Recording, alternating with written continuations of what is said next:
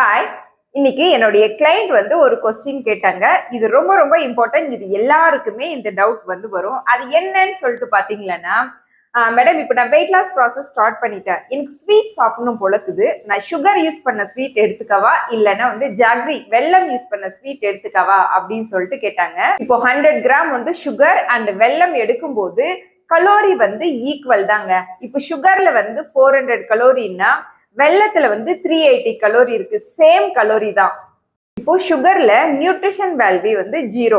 இதுவே வெள்ளத்துல வந்து கொஞ்சம் நியூட்ரிஷன் வேல்யூ வந்து கிடைக்கும். அயன், பொட்டாசியம், மெக்னீசியம் இந்த மாதிரி கொஞ்சமா வந்து கிடைக்கும். பட் இது சுகர் லெவல் வந்து பிளட்ல ரெண்டுமே வந்து ஈக்குவலா இன்க்ரீஸ் பண்ணும். இப்போ தேவையை விட அதிகமா கலோரி நீங்க எடுக்கும் போது ரெண்டுமே உங்க பாடியில வந்து ஃபேட்டா வந்து ஸ்டோர் ஆகும்.